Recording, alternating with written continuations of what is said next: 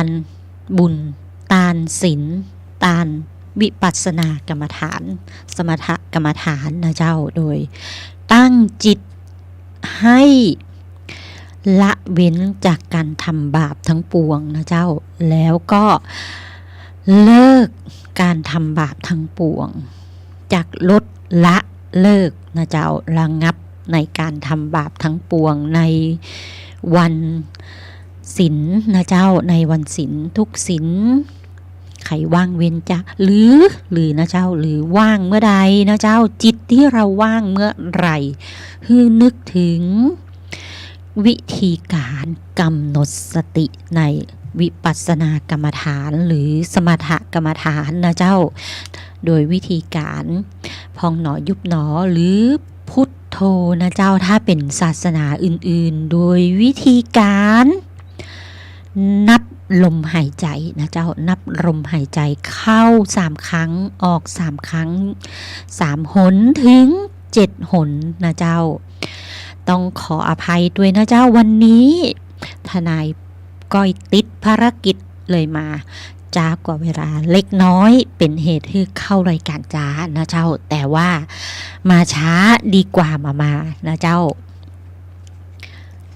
มาช้าดีกว่าไม่มาเหมือน3วันที่แล้วนะเจ้าทนายก้อยได้เข้าไปร่วมกับสำนักงานเลขาวุฒิสภานะเจ้าเปิ้ลจัด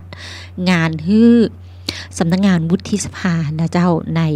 งานวุฒิสภาพบประชาชน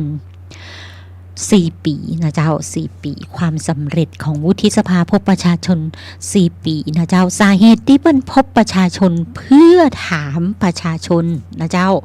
ว่าเกิดความเดือดร้อนอะไรนะเจ้าต้องการฮื้อ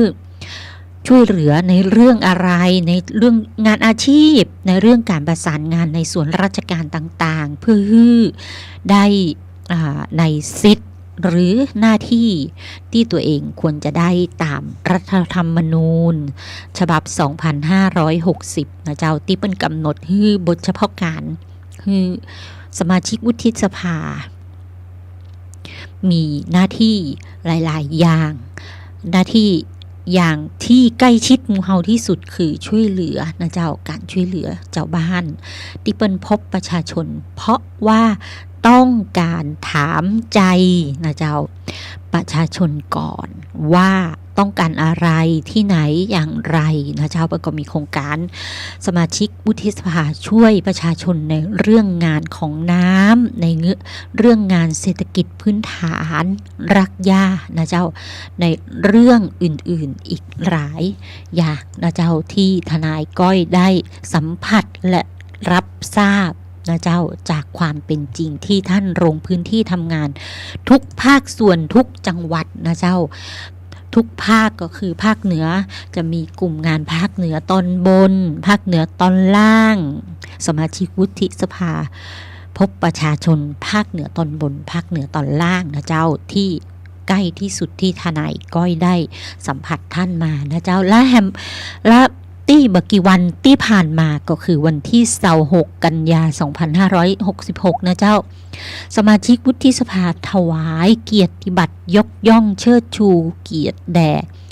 พระคุณเจ้าและบุคคลต้นแบบในจังหวัดทั้งเชียงใหม่ทั้งลำพูนนะเจ้าวันที่22ก็ที่วัดพระธาตุริพุนชัยวรมหาวิหารโดยท่านพลเอกสกลสัจนิตนะเจ้ารองประธานกรรมการคนที่1พร้อมด้วยพลเรือเอกชัยวัฒน์เอี่ยมสมุทรนายณรงค์อ่อนสะอาดนายดุสิตเขมศักดิ์ชัยนายมนเทียนบุญตันนะเจ้าท่านมนเทียนบุญตันนี่เป็นสวนะเจ้าขอแสดงความนับถืออย่างยิ่งเลยท่านมีจิตใจที่ทำงานหมู่เฮาเจ้าบ้านทุกคนนะเจ้าเพราะท่านบุญเทียนและมนเทียนเนี่ยนะเจ้าท่านบัสามด้วยสายตาท่านบัสามารถมองเห็นได้แต่ท่านก็ยินดีเข้าช่วยเหลือเจ้าบ้านและประชาชนทำงานเพื่อเจ้าบ้านและประชาชนตลอดเวลานะเจ้าแล้วก็มีท่านพลเอกสมศักดิ์นินบรรเจิดกุลนะเจ้าพลเรือเอกนพดลโชคระดานายกันพวะธนพักพ พวินทร์แล้วก็พลตำรวจเอกชัชวาลสุขสมจิตนายปีชาบัววิรัตเลิศนะเจ้าคณะกรรมการได้ถวายเกียรติบัตรแด่พระเทพรัตนนายกเจ้าคณะจังหวัดลำพูนนะเจ้าอาวาสวัดพระธาตุหริพุนชัยพระครูกิตติปริยัตินิเวศนะเจ้าเลขานุการเจ้าคณะจังหวัดลำพูนวัดแม่สารป่าขานพระครูบรรพตพัฒนากิจเจ้าอาวาสวัดดอยตินะเจ้าพระครูสิริสุตานุยุทธรองศาสตราจารย์ด็อกเตอร์อำนวยการวิทยาลัยสงฆ์จังหวัดลำพูนนะเจ้าพระครูโกวิทอัฏฐวาทีและผู้ช่วยศาสตราจารย์ด็อกเตอร์รองผู้อำนวยการฝ่ายวิชาการวิทยาลัยสงฆ์จังหวัดลำพูนนะเจ้าเพื่อยกย่องเชิดชูเกียรติแด่พระสงฆ์และบุคคลที่ต้นแบบเป็นผู้ผลักดันส่งเสริมสนับสนุนการดำเนินงานด้านต่างๆของจังหวัดลำพูนในทุกมิตินะเจ้านำพาให้ประชาชนจังหวัดลำพูนพัฒนาสู่แนวทางความเจริญในพื้นที่อย่างเป็นรูปธรรมนะเจ้า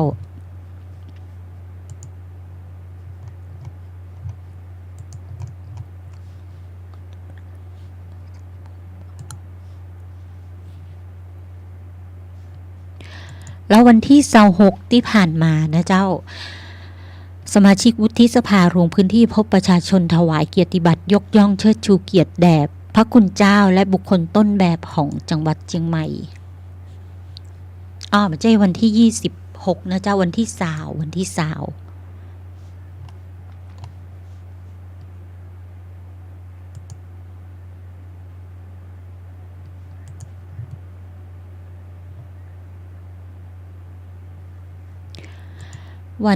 ่21เจ้าวันที่21หรือ21เอาแน่ๆทนายก้อยวันที่20เจ้าวันที่20แต่เป็นลงข้อมูลหน่อยวันที่21สมาชิกวุฒิสภาถวายเกียรติบัตรเพื่อยกย่องเชิดชูเกียรติเจ้าอาวาสวัดพระธาตุดอยสุเทพ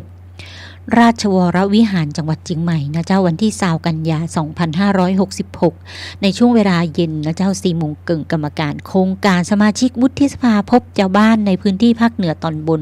ลงพื้นที่จังหวัดเชียงใหม่โดยร่วมพิธีถวายเกียรติบัตรแด่พระธรรมเสนาบดีนะเจ้ารองเจ้าคณะภาค7และเจ้าอาวาสวัดพระธาตุดอยสุเทพราชวรวิหารพระเทพมังคลาจารย์เจ้าคณะจังหวัดเชียงใหม่เจ้าอาวาสวัดท่าตอนเจ้าพระอารามหลวงแล้วก็พระภาวนาธรรมาภิรัตน์หรือวิเจ้าพระภาวนาธรรมาภิรัตน์วินะเจ้าคณะอำเภอเมืองจังหวัดเชียงใหม่เจ้าอาวาสวัดร่ำเปิงตะโปธารามพระครูสิริบรมธาตุพิทักษ์เจ้ารองอธิการบดีมหาวิทยาลัยมหาจุฬาลงกรณราชวิทยาลัยวิทยาเขตเชียงใหม่พระครูธีรสุตพจน์ผู้ช่วยอธิการบดีฝ่ายบริหารมหาวิทยาลัยมหาจุฬาลงกรณราชวิทยาลัยพระครูประภัทรธรรมรังสีเจ้าอาวาสวัดกู่เตาพระสิทธิวชิรนุกูลผู้ช่วยเจ้าอาวาสวัดพระธาตุดอยสุเทพ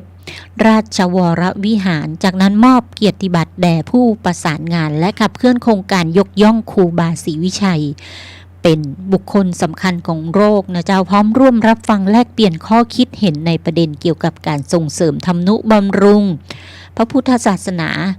และการดำเนินกิจการในโครงการเสนอชื่อครูบาเจ้าศรีวิชัยเป็นบุคคลสำคัญของโลกกับพระภิกษุสงฆ์และประชาชนในพื้นที่เจ้าที่แน่ๆที่ทนายก้อยหูจักคนธรรมดาที่เป็นผู้ประสานงานยกย่องครูบาเจ้านี่นะเจ้าก็คือท่านวันรบนะเจ้านำบงพรมนายวันรบนำบงพรมนะเจ้าเป็นตัวแทนไกลเกลี่ยของศาลตัวนะเจ้าแล้วก็เป็นนายกสมาคมสหธรรมจังหวัดเชียงใหม่นะเจ้าเนื่องจากทนายก้อยก็เป็นกรรมการในกลุ่มสมาคมสหธรรมจังหวัดเชียงใหม่นะเจ้าในชุดแรกนั้นจะมีอาจารย์ถาวรเสาศรีจันทร์นะเจ้ารองศาสตราจารย์พิเศษถาวรเสาศรีจันทร์เป็นนายกสมาคมสหธรรมคนที่1นะเจ้าอาจารย์วันรบนำวงพรมนี้เป็นนายกสหธรรม จังหวัดเชียงใหม่คนที่2นะเจ้าในชุดของอาจารย์ถาวรนี้ทนายก้อยเป็นที่ปรึกษากฎหมายนะเจ้าในชุดของอาจารย์วันรบนำวงพรมนี้ทนายก้อยเป็นกรรมการสวัสดิการนะเจ้าก็ติดตามกันนะเจ้าในการทำงานโดยท่านพลเอกสกลก็เป็นผู้ลงพื้นที่พบปะประชาชนและประสานงานในพื้นที่จังหวัดเชียงใหม่ตอนเหนือนะเจ้าและเมื่อวันที่26ที่ผ่านมานะเจ้าสมาชิกวุฒิสภานะเจ้าสำนักงานวุฒิสภาเปิ้นก็จัดงานวุฒิสภาพบประชาชนนะเจ้าโครงการสมาชิกวุฒิสภาพบประชาชนในพื้นที่ทุกภาคนะเจ้ารวมแล้วตั้งแต่เริ่มโครงการมาก็4 ปีที่ผ่านมานะเจ้า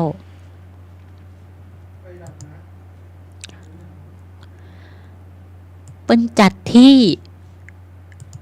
อาคารรัฐสภานะเจ้าทนายก้อยก็ไปร่วมในการกิจกรรมนะเจ้ากิจกรรมเปิ้นก็จะมีสรุปการทำงานว่ามีประชาชนนะเจ้าร่วม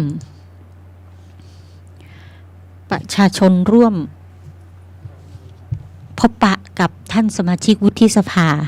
แล้วร้องขอความช่วยเหลือนะเจ้า1,000 กว่าลายนะเจ้าด้วยวาจา1,000 กว่าลายแล้วก็จะมีด้วยเอกสารซึ่งทนายก้อยก็ได้รับฟังในกิจกรรมดังกล่าวมานะเจ้าเปิ้นก็มี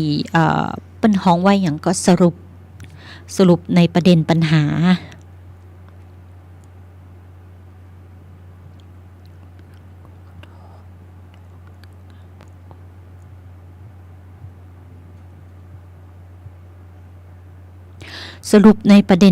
ว่าจัดกลุ่มสรุปประเด็นปัญหาในเรื่องของเศรษฐกิจพื้นฐานนะเจ้าจัดกลุ่มสรุปประเด็นปัญหาในเรื่องของ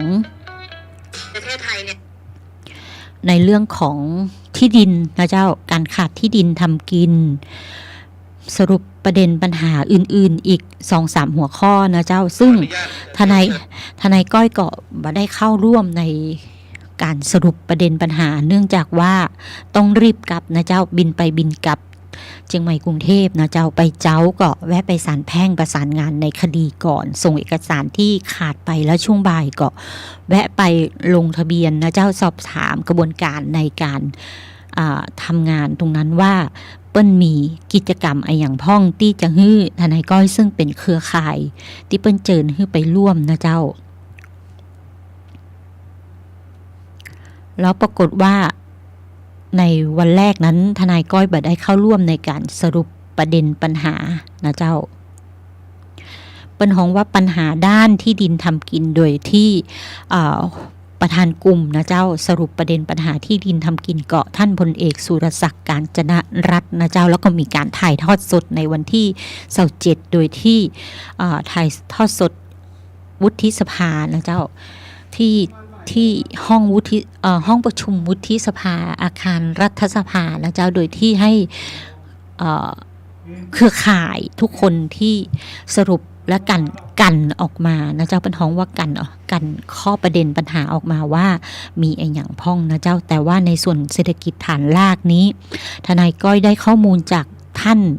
สมาชิกวุฒิสภาท่านสุวรรณีศิริเวชพันธ์นะเจ้าเปิ้นฮื้อข้อมูลเปิ้นก็คือเปิ้นเป็นกรรมการสมาชิกวุฒิสภาพบประชาชนในภาคอีสานตอนบนนะเจ้าแล้วก็เป็นกรรมการอำนวยการของโครงการวุฒิสภาพบประชาชนในเศรษฐกิจฐานรากนี่นะเจ้าแล้วมีการกันปัญหาขึ้นมาตรงนี้ทนายก้อยก็เอาขึ้น Facebook เพจทนายก้อยล้อรอนะเจ้าเรียนเชิญเข้าไปรับฟังในประเด็นปัญหานั้นได้นะเจ้าตรงนี้ถ้าเปิดแล้วมันเบาไปทนายก้อยก็บ่กล้าเอามาเปิดนะเจ้า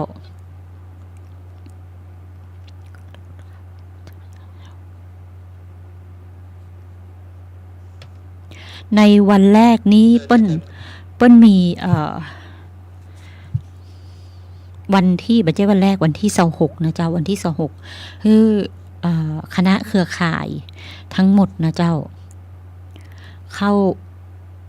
ร่วมประชุมโดยลงทะเบียนแล้วก็มีการแยกกลุ่ม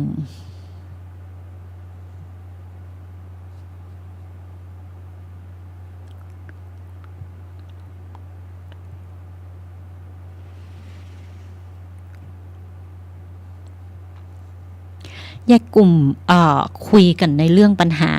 อย่างปัญหาด้านการเกษตรก็จะมีท่านสมาชิกวุฒิสภาสมชายชานรงค์กุลนะเจ้าปัญหาการบริหารการจัดการน้ำโดยมีท่านพลเอกชัดชัยสาริกัญญะนะเจ้าปัญหาด้านที่ดินทำกินกับพลเอกสุวัฒน์การจนรัตน์นะเจ้าปัญหาด้านเศรษฐกิจฐานรากโดยท่านสุวรรณีศิริเวชพันธ์นะเจ้าก็คือท่านดูแลประชาชนทุกคนนะเจ้า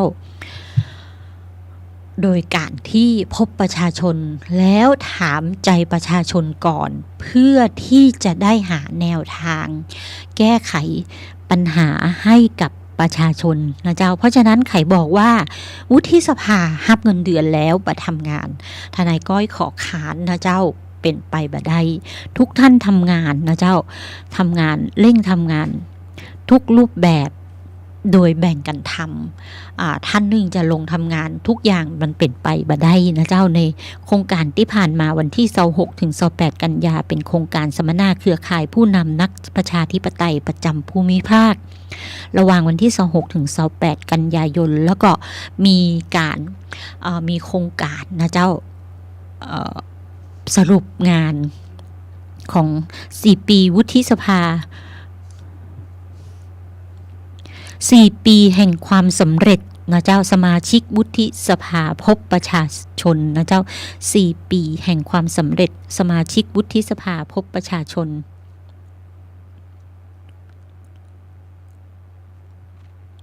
ไปที่ไหนต้องถามประชาชนก่อนถามใจประชาชนว่าต้องการอะไรอย่างนะเจ้าในการทำงานของสมาชิกวุฒิสภาพบประชาชนมีทุกภาคนะเจ้าภาคเหนือตอนบนภาคเหนือตอนล่างนะเจ้าภาคกลางนะเจ้าแล้วก็ภาคใต้เปิ้นจัดที่บริเวณสระมรกตห้องประชุมจันทาชั้น2อาคารรัฐสภาเจ้าโดยสาเหตุที่ทนายก้อยเคยเข้าไปเลยไปครั้งนี้ตื่นเต้นมากและน้องที่ไปน้องเปิ้นก็บอกว่าเป็นเกียรติอย่างยิ่งที่ได้เข้าพบนะเจ้าสมาชิกวุฒิสภารองประธานวุฒิสภาแล้วก็สมาชิกวุฒิสภาทุกท่านแล้วพบที่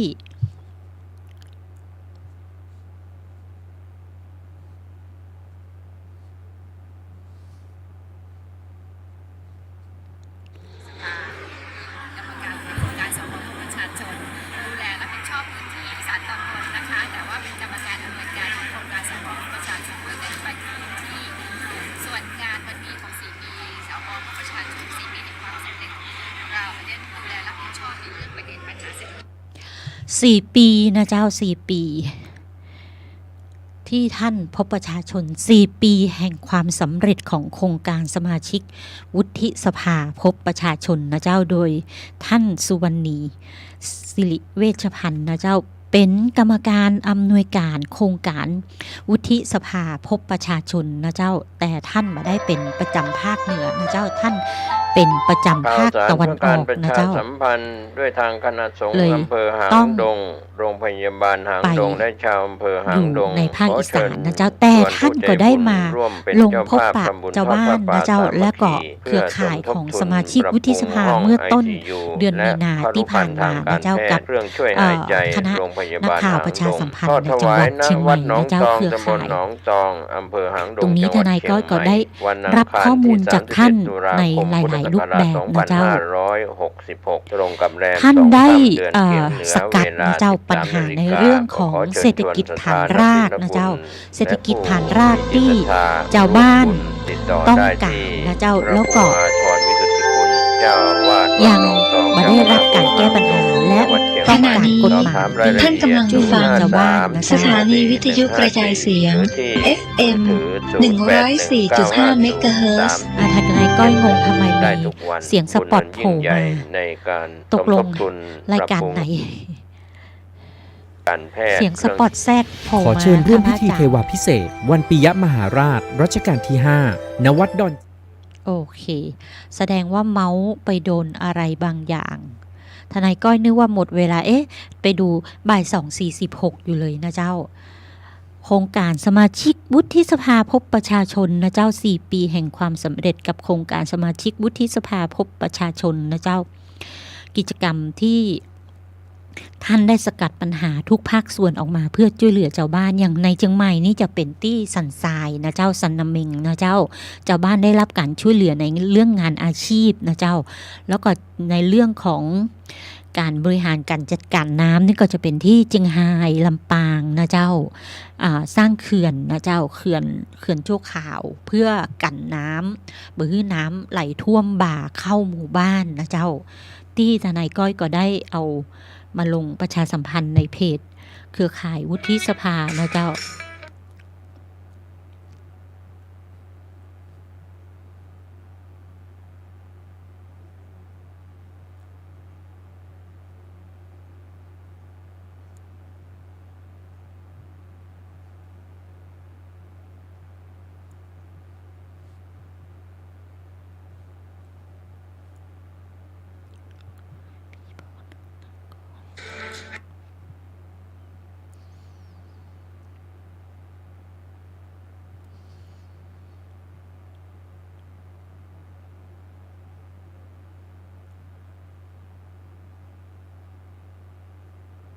แล้วทนายก้อยก็ได้เข้าไปแวะเยี่ยมนะเจ้าเยี่ยมห้องสมุดรัฐสภานะเจ้าเปิ้ลบอกว่าเปิ้ลอนุญาตให้ประชาชนทั่วไปเดินเข้าไปสืบค้นข้อมูลจากห้องสมุดรัฐสภานะเจ้าห้องสมุดรัฐสภามีข้อกฎหมายมีเรื่องราวเอกสารหลายๆรูปแบบนะเจ้ามีห้องราชกิจจานุเบกษาตั้งแต่อดีตจนถึงปัจจุบันนะเจ้ามีประวัติของรัฐสภาที่เข้าประวัติของรัฐสภามีตั้งแต่ครั้งแรกนะเจ้าที่พระที่นั่งอนันตสมาคมนะเจ้าแล้วก็ถนนอู่ทองในนะเจ้าแล้วก็ที่ถนนเกียรติกายนะเจ้าก็มีเยอะมากเลยนะเจ้าทั้งว่าง่ายๆคือรัฐสภานี่ตั้งมา3 ปีแล้วนะเจ้า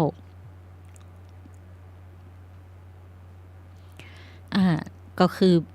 ที่ทนายก้อยไปร่วมเป็นท้องว่านิทรรศการและการสัมมนาโครงการสมาชิกวุฒิสภาพบประชาชนครบรอบ4 ปีเพื่อนำเสนอผลงานนะเจ้าที่เป็นผลสำเร็จของโครงการสมาชิกวุฒิสภาพบประชาชนนะเจ้าวุฒิสภาจัดพิธีเปิดนิทรรศการและการสัมมนา4 ปีแห่งความสำเร็จสมาชิกวุฒิสภาพบประชาชนโดยมีท่านพลเอกสิงห์ศึกสิงห์ไพรนะเจ้ารองประธานวุฒิสภาคนที่1ในฐานะประธานกรรมการการอำนวยการโครงการสมาชิกวุฒิสภาพบประชาชนเป็นประธานในพิธีเปิดนะเจ้าและมีพลเอกวรพงษ์สง่าเนตรประธานอนุกรรมการด้านการจัดการนิทรรศการกล่าวรายงานและมีนายสุภชัยสมเจริญรองประธานวุฒิสภาคนที่2สมาชิกวุฒิสภานางสาวนภาพรใจสัจจะนะเจ้าเลขาธิการวุฒิสภาผู้บริหารของสำนักงานเลขาธิการวุฒิสภาพบปะประชาชนนะเจ้าและสื่อมวลชนเข้าร่วมนะเจ้าแล้วก็พลเอกสิงห์ศึกสิงห์ไพรนะเจ้ารองประธานวุฒิสภาคนที่1กล่าวตอนหนึ่งว่าการจัดนิทรรศการ4 ปีแห่งความสำเร็จสวพบประชาชนถือเป็นผลงานความสำเร็จที่เป็นรูปธรรมนะเจ้าเป็นนวัตกรรมสร้างสรรค์ของวุฒิสภาในชุดปัจจุบันที่ให้ความสำเร็จในการดำเนินงานสร้างการมีส่วนร่วมระหว่างวุฒิสภาและประชาชนร่วมไปถึงการติดตามเสนอแนะและเร่งรัดการขับเคลื่อนการปฏิรูปประเทศในทุกมิตินะเจ้าทั้งด้านกฎหมายด้านปัญหาพื้นฐานของประเทศการดูแลและยกระดับคุณภาพชีวิตของชาวบ้านด้านต่างๆโดยสะท้อนให้เห็นจากการมุ่งมั่นลงพื้นที่ของคณะกรรมการนะโครงการวุฒิสภาพบประชา ชนทั้ง8คณะรวมถึงคนที่เกี่ยวข้องทุกภาคส่วนที่ได้ร่วมแรงร่วมใจในการทำงานทุกพื้นที่ทั่วประเทศเพื่อนำไปสู่การบูรณาการการทำงานแบบมีส่วนร่วมอย่างเป็นระบบนะเจ้าระหว่างภาครัฐกับภาคเอกชนและเจ้าบ้านภายใต้กรอบแนวคิดไปด้วยไมตรีปฏิบัติต่อทุกคนในพื้นที่อย่างเป็นกัลยาณมิตรนะเจ้าท่านพลเอกสิงห์ศึกสิงห์ไพรองประธานวุฒิสภาคนที่1พร้อมด้วยท่านสุภชัยสมเจริญรองประธานวุฒิสภาคนที่2ได้เยี่ยมบูธนิทรรศการพร้อมรับฟังผลสำฤทธิ์นะเจ้าตัวแทนเจ้าบ้านในแต่ละภาคจำนวน8คณะประกอบด้วยภาคกลางภาคเหนือภาคใต้ภาคตะวันออกภาคตะวันออกเฉียงเหนือตอนบนนะเจ้าแล้วก็ภาคตะวันออกเฉียงเหนือตอนล่างภาคเหนือตอนบนภาคเหนือตอนล่างและกลุ่มอำนวยการที่ได้ดำเนินการมาครบ4ปีนะเจ้านอกจากนี้ภายในงานยังมีการสาธิตจัดแสดงสินค้าเศรษฐกิจฐานรากประจำภาคต่างๆนะเจ้าอาทิร้านจากสถานทูตจำนวน3ประเทศนะเจ้าประกอบด้วยประเทศเวียดนามอินเดียและสิงห์ลังกานะเจ้าและมีการสาธิตสินค้าจากกรมพัฒนาชุมชนนะเจ้าจะแสดงสินค้าของดีจากจังหวัดต่างๆสินค้าหัตถกรรมผ้าฝ้ายผ้าไหมสินค้าทางเกษตรผลิตภัณฑ์ของวิสาหกิจชุมชนนะเจ้ากลุ่มเกษตรกรของใช้ในครัวเรือนและอาหารแปรรูปเป็นต้นมาจำหน่ายในงานดังกล่าวเพื่อช่วยกระตุ้นเศรษฐกิจของชุมชนนะเจ้าถ้าอยากรู้ว่าหัวข้อในการที่ท่านสกัดออกมากันนะเจ้าประเด็นปัญหาต่างๆที่ท่านสรุปกันจะอยู่ในเพจของวุฒิสภานะเจ้าหรือวุฒิสภาสู่ประชาชนนะเจ้าในส่วนของเพจของทนายก้อยนะเจ้าวุฒิสภาเข้าใจประชาชนด้วยสาเหตุที่ทนายก้อยมองว่าท่านเดินไปพบปะประชาชนนะเจ้าแล้วสอบถามประชาชนจึงได้รู้ใจประชาชนและเข้าใจประชาชนนะเจ้าทนายก้อยก็หมดเวลาแล้วนะเจ้าเหลือเวลาแค่8นาทีก็ได้สรุปโครงการวุฒิสภาพบประชาชนแล้วนะเจ้าครั้งหน้าทนายก้อยจะเอาเรื่องของในส่วนกฎหมายอาญานะเจ้าที่เกี่ยวกับเพศนะเจ้าอนาจารหรือข่มขืนเปิ้ลมีการแก้ไขใหม่แล้วนะเจ้าทนายก้อยก็เพิ่งได้ทราบเมื่อวานนี้นะเจ้าพอดีท่านกรรมการของสภาทนายได้แชร์ข้อมูลราชกิจจานุเบกษาที่เปิ้ลประกาศออกมาว่ากฎหมายในเรื่องเพศเกี่ยวกับการอนาจารข่มขืนได้แก้ไขแล้วเนอะเอามาบอกเจ้าบ้านกรรมเจ้าบ้านจะได้บ่เผลอไปทำผิดในสิ่งที่กฎหมายเปิ้ลเขียนไว้ถ้ากฎหมายใหม่ออกมาถ้าบ่ศึกษาเรียนรู้เราก็จะได้บางทีเผลอไปทำผิดกฎหมายโดยที่ไม่รู้ตัวนะเจ้าเป็นกฎหมายอาญามาตรา277นะเจ้าเป็นกฎหมายเกี่ยวกับเพศหรืออนาจารนั่นเองนะเจ้าครั้งหน้าทนายก้อยจะเอามาเล่าให้ฟังนะเจ้าหมดเวลาสำหรับทนายก้อยแล้วพบปะกันใหม่กับทนายก้อยล้อรอนะเจ้ากฎหมายถ้าไม่รู้ต้องทำความเข้าใจนะเจ้าเพื่อที่จะได้ไม่ผิดทำผิดกฎหมายนะเจ้าถ้าเมื่อไหร่ไม่ทำผิดกฎหมายชีวิตคุณก็จะปลอดภัยในทุกสถานที่ทุกเวลานะเจ้ากฎหมายก็เหมือนศีล 5นั่นแหละนะเจ้านมัสการลาและสวัสดีญาติธรรมทุกท่านเจ้า